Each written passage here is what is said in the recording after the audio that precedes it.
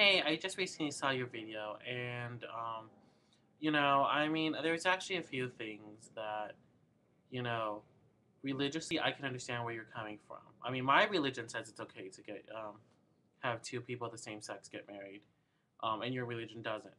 That's a whole entire thing. Um, but the problem with, I mean, not from a religious perspective, but legal matters. I mean, a lot of people thought that this really was just about the word marriage, like gay marriage or civil unions or straight marriage and whatnot, and really that wasn't even really like from, the GLBT perspective, it wasn't even about the word marriage.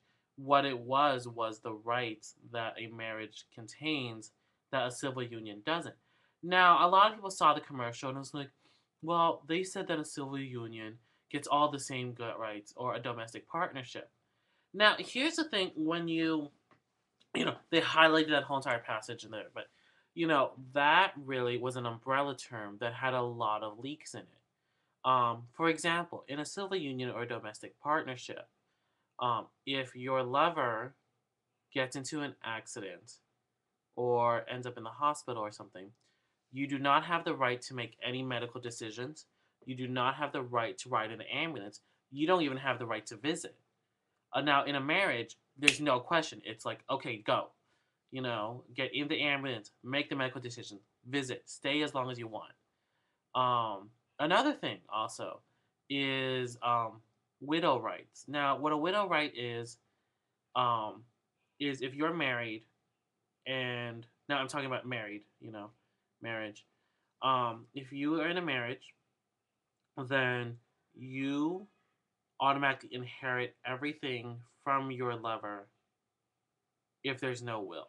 In a domestic partnership, every little thing must be highlighted. Um, every little piece of property, money, all of it has to be willed in. Another thing also is a lot of companies, when you work full time and in a large office and everything, um, have benefits rights to married couples, health insurance and whatnot. If you're in a domestic partnership, you don't get that. And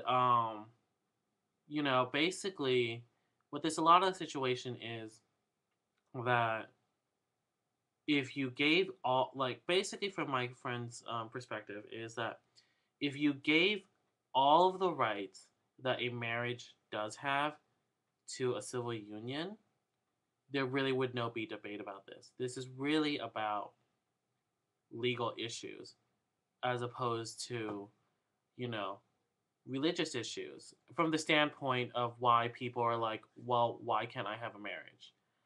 Um, Now, I mean, when it comes to religion, though, you have to understand that the entire world is not Christian.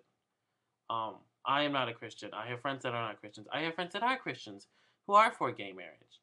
Um, the fact is that when people came over here from, England to America, it was to escape, the religious oppression of the king there. Now, you know, even though, like, you did bring up a good point where it's like there are parts of the Bible inside of there, you know, at this point in time, um, it basically does say there is a separation of church and state. Whether or not it's a Catholic church or a Christian church, a synagogue or whatever, there has to be a lawful respect of all the religions. Or else, we'd be living under something like the Spanish Inquisition.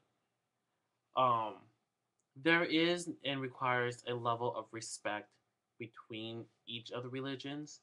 And I don't believe all Christians are homophobes. I have a lot of friends that are Christians who aren't homophobes. Um, and I don't blame all the Christians. I don't blame anyone in particular. What I do blame is when people just said this is just about the word. Either one, you strip all the rights from a marriage and a civil union and make it back to ground zero so everyone has to do the same thing, or you just give everyone the equal rights of a marriage. That's basically where it is from a legal issue.